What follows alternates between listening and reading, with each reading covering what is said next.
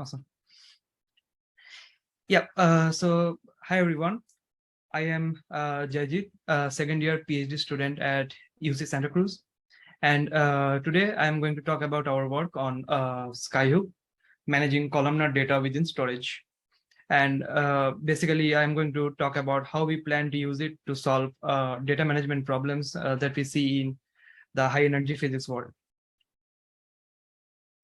So let me start by defining the broader problem that we are trying to solve. Data scientists are required to perform a lot of exploratory data analysis, which often requires viewing a data set in different ways. For example, this case is most evident while working with derived columns or a subset of columns. Currently, doing this requires copying the data set multiple times, leading to increased overall analysis time, increased space overhead, difficulty in tracking the different copies that we create in the process, thus overall making the analysis workflows much more complex and difficult to maintain. To fix these problems, we envision an ecosystem starting with what we call a data repository, which is very similar to what we see in a Git repository for code. In this case, our data is stored in a data lake, and with the help of different open source tools, we aim to achieve features such as version control, time travel, rollback, and schema evolution. These features allows us to keep track of how our data evolved over time. We also aim to support views that solves the problem of having to copy the data multiple times just to be able to view the data in different ways. We also want to be able to perform complex compute operations on our data sets and perhaps join them in a distributed fashion. Finally, we want to reduce the data movement across our entire stack by trying to process our data in place as much as possible. We want to do all of this, but in the context of HEP data, which comes with a little bit of challenges. For example, HEP data is usually huge in size.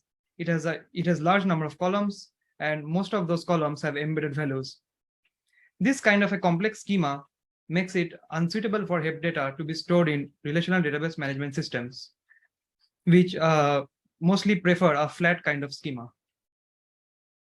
Also, since the high energy physics community is largely invested into using Python as their principal programming language for analysis, we should be able to provide Pythonic interfaces to high energy physics data scientists while being able to leverage all the modern data management tools and frameworks that we have, which are not always written in Python. As we see, most of them, like almost half of them are written in like Java. But we see that the vision that we saw seems to fit really well in solving these challenges of HEP data. So to bring our vision to reality, we have designed a solution which involves intelligently integrating different pieces of modern data management and processing technologies to create an end-to-end data processing ecosystem, which is catered towards HEP data scientists. Now I will describe our solution one by one. So since our solution involves different systems, we need, at first, we need a zero copy in-memory data format that eliminates serialization costs while moving data back and forth between different data processing systems. So in order to reduce the data movement across the entire ecosystem, we need to use an active storage layer that allows performing tasks like decompression, decoding, filtering, and projecting the data within the object storage layer itself, thus freeing up the clients for doing important processing tasks. Since our datasets are huge, we need to be able to process our data in parallel using a cluster of machines to finish the analysis in reasonable time. Therefore, we plan to use distributed compute engines that allow distributed processing of data using semantics like MapReduce, bulk synchronous processing over modern communication technologies like MPI, UCX, RDMA, etc. Next, to be able to realize our vision of creating data repositories or a single source of truth for our data, we need to use one of the most important pieces of the stack, which is our lake housing engine that supports an open table format, that allows doing data warehouse operations like version control, time travel, rollback, and schema evaluation over data lakes. Since different data scientists have different languages of choice, we need expressive query interfaces that can generate standardized query plans, which are acceptable by most popular data processing systems. So that's the high level solution that we have designed. Now we have selected some technologies, some open source technologies that we plan to use in implementing this solution. So our implementation has 3 layers. So there is a storage layer, which is basically a distributed object storage layer. Then there's a compute engine for doing all the data processing and compute operations, and finally there is the client where the data analysts interact with the entire system. So on the storage layer, we use an active storage layer where which is in our case is Skyhook. So in Skyhook, so basically what is Skyhook? Skyhook is a plugin to the popular programmable object storage system Ceph, which embeds Apache Arrow libraries for being able to filter and project data directly within the object storage layer of Ceph. So in this way, using Skyhook as the storage layer, we can filter the data very early in the stack, and thus immediately reduce the data movement across the entire stack. Next in the stack is the compute engine, for which we are looking into technologies such as Cylon, which uses bulk synchronous processing over MPI. We have our good friend Dask. Also, there is a new framework out of Facebook called Velox that mainly focuses on efficient vectorized processing of data. So we can use any of these engines according to our choice and according to the different compute operations that these engines provide. Next, to realize the lake housing vision, we use the Iceberg, which allows doing time traveling, schema evaluation, and transactions. Basically, all the data warehouse stuff over our Skyhook data lake.